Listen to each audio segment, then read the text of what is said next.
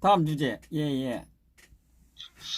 예, 이거는 지금 일본의 2020년 1월 최신호에 실린 내용인데, 다이아몬드라고 하는 일본 주간이 있는데, 예, 오늘, 제가 이 주간지를 입수를 해가지고, 예. 일본어로 된 것을 조금 전에 쭉, 독해를 다 해봤습니다. 아, 예, 예. 근데, 이 지금 저 화면에 올린 이 주한 무토 일본 대사의 문적 정권 비판과 2020 한국의 대예측이라고 하는 주제를 가지고 예, 예. 이 일본 이 유명한 다이아몬드라고 하는 이 잡지에 올려 있는 그런 내용인데, 일본이 우리가 한국을 어떻게 보고 있느냐, 문재인을 어떻게 보고 있느냐라고 하는 그런 기사 내용인데, 제가 한번 이 부분을 한번 말씀을 드리고자 합니다. 예, 예. 예, 일본 입장에서 이제 무토 전 주한 대사가 쓴 글이니까 일본 사람이 쓴 글이에요. 일본 입장에서 제가 말씀을 예, 드리겠습니다. 예, 예. 예, 자, 이게 이제 문 대통령은 리더십을 발휘하지 못하고 있다. 문재인 정치의 수많은 특징은 졸저, 신간, 문재인이라는 제에게서도 말했지만은 다음에 세 가지로 집약할 수 있다고 생각하고 있습니다. 첫째는 문재인에 대해서 얘기하는 겁니다. 예. 예, 현실을 직시하지 않고 입맛에 따라 좋게만 해석하고 있다. 둘째, 국익을 생각하지 않고 원리, 원칙에도 부합되지 않는다. 문재인이 그렇다는 거예요. 세 번째, 오류를 인정하지도 않고 사죄하지도 않고 항상 자신의 주장이 옳다고 생각한다. 요게 이제 무토 대사가 이제 분석한 내용이에요. 자, 더욱 눈에 띈 것은 문재인의 책임 회피이다. 한국에서 문재인 정권을 비판할 때의 특징은 문재인과 그 측근들은 자기들이 평가되는 것에는 전면에 나서지만 상황이 나빠지면 관료들에게 그 책임을 뒤집어 씌우고 모르는 채 한다는 것이다. 일본이 불화기판과 이 부식가스, 블루오리나 수소 이 세계 품목 수출 관리를 포괄적인 허가에서 개별 심사로 전환한다고 발표했음에도 불구하고 문재인은 그 대응을 홍남기 경제부총리 이하의 경제팀에 맡기고 문재인 스스로는 전혀 관심이 없는 듯 북미 회담 이후에 북한과의 융화에만 힘써왔다. 이 문제가 한일 경제 관계를 뒤흔드는 사태로 발전할 우려가 높아진 마당에 문재인은 이제야 거들먹거렸다. 거들먹거렸다. 그러나 스스로 주재한 회의의 결론은 경제관계 장관들이 낸 결론과 아무 차이가 없으며 대통령으로서 이 문제에 어떻게 대응할 것인지는 윤곽조차 보이지 않고 있다. 일본에 대한 수출 규제 강화로 인해 한국 반도체 업계가 타격을 입는 것은 한국 경제의 치명상이 될 수 있다. 한국 국내 총생산 GDP의 37%를 수출이 차지하고 있는데 반도체는 이러한 수출의 20%를 차지하고 있다. 세계 반도체 시장에서 삼성전자와 SK 하이닉스는 50%를 넘는 점유율을 차지하고 있고 이 중에서도 삼성전자가 점유율의 30%를 차지하고 있다. 문재인은 청와대에서 주재한 수석 비서관 보좌관 회의에서 이 문제는 전례 없는 비상사태라고 인정한 뒤 우리 기업의 피해가 실제로 발생할 경우 우리나라 정부로서도 필요한 대응을 하지 않을 수 없다 때문에 일본 측의 조치 철회와 양국의 성의 있는 협의를 촉구한다. 정부는 기업과 함께 피해를 최소화하는 단기적인 대응과 처방전을 차질 없이 강구하겠다고 말했다. 이것이 문재인이 처음으로 표명한 입장이다. 이에 대해 세코 히로시게 경제산업상은 이번 조치는 수출 관리를 적절히 실시하는 데 필요한 일본 국내 운용 재검토이고 협의 대상이 아니고 철회도 전혀 생각하지 않는다며 즉각 거부했다. 문재인이 앞장서서 일본에 대한 대응을 지휘하게 된 것은 우리 정부에 있어서 일보 전진이기는 하다. 그러나 그 내용에 전혀 새로운 맛은 없고 경제관청이 정리한 안을 기본으로 제시했을 뿐이었다. 문재인의 대책에 대해 재계도 포기했다. 이건 이제 우리 대한민국의 재계가 포기를 했다는 거예요. 문재인은 단기적인 대응과 처방전을 빈틈없이 강구하겠다고 말했지만은 한국 정부가 지금 검토하고 있는 대책은 아무리 호의적으로 봐도 중장기적 대책으로 방면 효과는 기대할 수가 없다. 그 사이에 한국 경제가 입는 손실은 헤아릴 수 없을 것이다. 일본 무토 대사 입장에서 보면은 한국의 경제가 입는 피해가 어마어마하다는 거예요.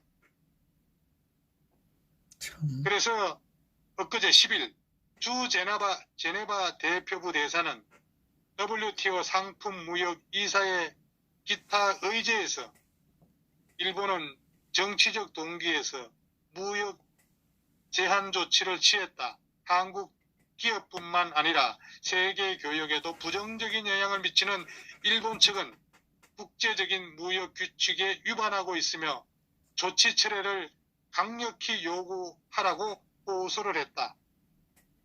그러니까 이 WTO에다가 제소를 한 거예요. 우리 정부가, 한국 정부가. 이에 대해서 이하라 제네바 주재 일본 대표부 대사는 규제 조치가 아니라 이거는 안전보장에 관한 무역관리상의 재검토이고 한국을 간소화 절차 대상에서 통상적인 절차로 되돌린 것이고 WTO 협정상 아무런 문제가 없다. 이렇게 하고 그 소송을 기각했다는 거예요. 한국이 WTO에 제소한다고 해도 결론이 나기까지는 몇 년이 소요된다고 합니다. 문재인은 부품 소재 장비 산업의 육성을 최우선 사항의 하나로 판단하고 기업을 지원하는 예산을 1조 원 배정하겠다고 했다. 그리고 일본의 자동차 관련 수입을 금지한다는 방안도 생각할 수 있지만 일본 입장에서 이것은 불에 기름을 부은 것이 될 것이다. 일본이 한국을 하이트 국가 지정에서 제외한다는 추가 조치가 기다리고 있어 무역 전쟁만 격화될 뿐이다. 외교적 해결을 위해서 노력하겠다고 말한 것은 이 때문일 것이다. 한국의 경제는 일본의 메이지 유신을 모델로 해서 발전해왔다. 이번에 일본의 수출 관리 조치는 한국 제조업이 아무리 발전했다고 하지만은 구조상 일본의 많은 면에서 의존하고 있음이 드러났다. 이게 이제 일본의 대표되는 한국을 잘 알고 있는 이 무토 대사가 얘기한 내용이에요. 한국 제조업이 아무리 발전했다고 하지만은 우리가 볼 땐 니들은 아무것도 아니다. 조족지혈이다.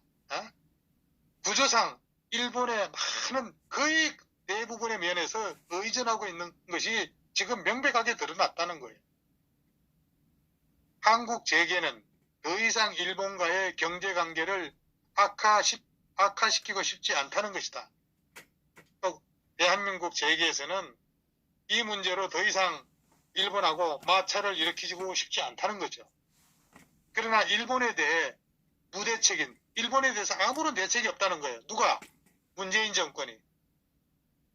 국민 감정을 이용하는 거짓된 속내가 아닐까. 이렇게 일본 대사가 얘기를 하는 거예요. 얼마나 얕잡아 보고 있는 거예요, 대한민국. 다 파악하고 있는 거죠. 뭐. 예, 문 정권은 일본이 수출 관리를 개별 심사로 바꾼 것을 대항책으로 막을 수단을 찾기 어렵다. 그러니까 문재인이가 일본에 대해서 이 대항책을 우리도 일본에 대해서 뭐 수출을 갖다가 끊겠다고 이렇게 한 그런 대응책을 발표를 했는데 지금까지 이걸 쓰고 있지 않는 걸 보게 되면 마땅한 수단을 찾기 어렵다는 거죠. 한국에서는 중소상인 자영업자 총연합회가 일본 제품의 판매를 중지한다고 발표를 했다. 일본 제품 불매운동, 일본으로의 여행자재 운동에 영향도 나타나기 시작했다고 했다. 우리 일반 국민은 냉정해도 국민 감정을 자극하려는 일부 사람들의 움직임이 있지만 그것을 막을 수는 없다. 감정적인 반발에 연쇄작용으로 이어질 수도 있다. 그래서 일본 정부는 한국의 국민 감정을 쓸데없이 자극하지 않는 것이 상책이다. 그러니까 이렇게 부정적으로 얘기했지만은 일본 정부가 여기에 장단을 맞춰가지고 대한민국 국민의 감정을 쓸데없이 자제할 필요는 없는 거다라고 지금 얘기를 마무리를 하고 있는 겁니다. 수출 관리 조치로 이들 3개 품목의 허가제를 도입한 것은 북한의 위협이라는 안전보장상의 관점이 얽히기 때문에 어쩔 수 없었다. 그러니까 이 문제는 뭐냐면은 한국이 이 문재인 정권이 일본 제품을 빼가지고 북한으로 줬다는 거예요, 지금요. 이 문재인이 G20에서 아베 총리의 회담도 못하고 귀국한 이틀 만에 생뚱맞은 내용을 전격적으로 공개를 했다. 그러니까 우리 일본 국민은 뒤통수를 갑자기 얻어맞은 것이라고 생각해서 일본에 대한 국민적 반발을 강화할 것으로 우려됐었다. 문재인은 한국 기업에 피해가 갈 경우에는 필요한 대응을 하지 않을 수 없다고 말했다. 그러나 문재인은 지금까지 정부의 무대책이나 도덕성 비판을 받는 것을 싫어하고 언론과 사법당국을 꼭재워 온 듯한 인물이다. 그러니까 지금 뭐예요? 저기 사법당국에 대해서 이 문재인 정권을 갖다가 비판하는 거에 대해서 사법당국에 옥을 재워오고 있다는 얘기예요. 공산국가로 간다는 거죠. 일본의 그 전문가가 볼 때. 애초에 일본의 보복 조치가 발동된다는 지적이 나온 지 오래됐음에도 불구하고 왜 아직까지 무대형 무대책으로 여기까지 왔느냐 이거예요. 지금 일본을 칠 수 있는 방법이 있다면은 문재인이 얘기하는 대한민국 정부가 얘기하는 문재인 정권이 얘기하는 일본을 칠 수 있는 방법이 있었다면은 왜 지금까지 발표를 하지 않았을 거냐. 한국의 일본에 대한 보복은 불에 기름을 붓는 격이 될 것이다. 이 얘기는 뭐냐면은 일본 대사가 만약에 문재인이가 일본에 대해서 어떤 방법을 제재를 가한다고 하게 되게 되면은 그거는 불에 기름을 붓는 격이 될 것이라고 예언을 한 겁니다. 한국은 무역면에서 일본에 보복해도 효과를 기대할 수 있는 방책이 없다. 적다라고 표현했습니다. 그러니까 일본에 대해서 보복을 할 수 있는 게 하나도 없다는 거예요. 일본에서 볼 때는. 반도체의 대일본 수출을 멈출지라도 반도체 얘기하고 있는 거예요. 삼성 반도체하고 SK 반도체를 얘기하고 있는데 반도체의 대일본 수출을 멈출지라도 한국의 반도체 수출의 8알이 80%가 중국이라는 거예요. 반도체 수출에 대해서. 일본은 1알밖에 되질 않는다는 겁니다. 게다가 삼성의 연결 영업이익은 4에서 6개월 그 기간 동안에 전년 대비 이 56%가 감소했다는 거예요. 그러니까 큰손 고객용으로 가격을 대폭 낮춘 것이 원인이라고 한다. 게다가 제품 재고는 통상의 3배의 3개월분에 부풀어 있다. 이러한 상황을 보더라도 한국이 반도체 수출을 멈추기는 어려울 것이다. 한국이 잘하고 있다는 TV 액정 패널도 일본 입장에서는 제3국에서 전부 대체 가능한 품목이다. 우리 정부에서도 일본 정부에서도 우리 국민의 반일 감정은 양날의 칼이다. 꼭 일본 정부에 편들어주거나 밀어주는 것만은 아님을 명심해야 된다. 문정권에 일본에 대항하는 유효한 수단이 있다면 이를 뒷받침하겠지만은 유효한 수단이 없을 경우에 오히려 문정권의 우대책 이런 것을 비판하는 운동으로 발전할 수도 있다. 한일 양쪽에서 국민 감정이 서로 부딪히는 것은 한일 간의 대립을 심화시키고 진흙탕화하는 방향으로 이끌 것이다. 한국 정부가 문제 해결의 길은 문제의 본질을 이해하고 대응하는 것. 이게 이제 양국의 분쟁을 해결하는 길로는 양국 정상이 만나가지고 기탄 없는 의견을 교환하는 것이 최선의 길이다. 그러나 문제의 본질을 피하고 독선적인 길을 걷고 있는 문재인과의 회담에 대해서 과연 성과를 거둘 수 있을 것인가?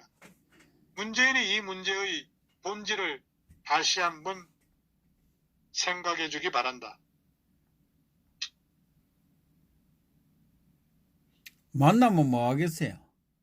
아무 네, 준비도 그래서 없이 갈 텐데. 예.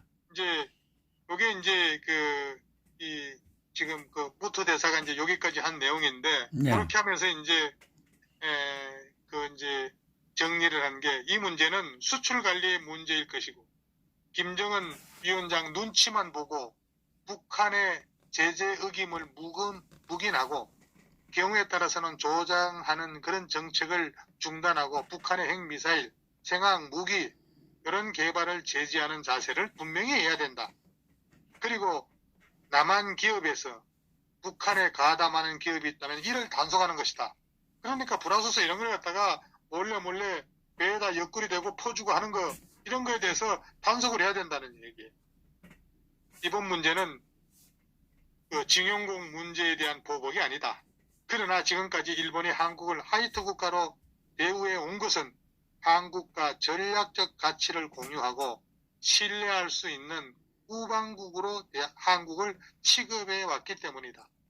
한국이 일본과의 신뢰관계를 회복하고 다시 우방이 되려면 1965년 국교 정상화 때 합의한 상황을 성실히 준수하는 자세가 중요하다. 이번 싸움을 비온 뒤에 땅이 굳어진다고 하고 싶은 것이다.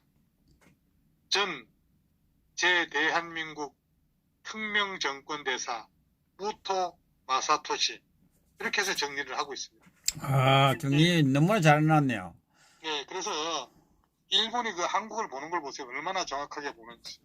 이게 이제 오늘 최근에 2020 한국의 대예측이라고 하는 그런 주제로 이 무토 전 대사가 이 한국에 대해서 이 글을 올린 겁니다. 일본 사람 뭐라고 일본말로 쓴 것을 지금 종일 오후에 번역을 해가지고 지금 읽어드립니다. 아, 번역했습니까? 메일로 좀 보내주세요. 지메일로. 이거 번역한 거는 카톡으로 해서 제가 보내드릴게요. 네, 카톡 보내주면 돼. 예, 그럼 내가 한번 뽑아서 한번 볼게. 예. 끊어서 제가 이렇게 올려드리겠습니다. 어쨌든 원문하고 또 있으니까 아마 좀 청취자들 중에서 또 일본에 계신 분들도 있고 그러니까 이게 아마 일본에 굉장히 이 다이아몬드라고 하는 게 일본 주간 다이아몬드가 아주 유명한 잡지지 않습니까? 예, 우리 일본에 계신 분들은 다 봤을 겁니다. 어쨌든 아베가 지금 현재 중동에 가 있어요. 어제인가 중동에 갔습니다. 지금 왜냐면은 이란하고 미국하고 지금 호르무즈 해협에 또 일본에서는 자위대가 파병을 갔잖아요. 예. 거기다가 지금 일본은 또 이 원유라든가 이런 걸 가져오기가 지금 그쪽 호르무즈 해협이 중요하고 그러니까 뭐 3박 4일인가 이렇게 해가지고 지금 중동을 지금 방문하고 있는 거예요.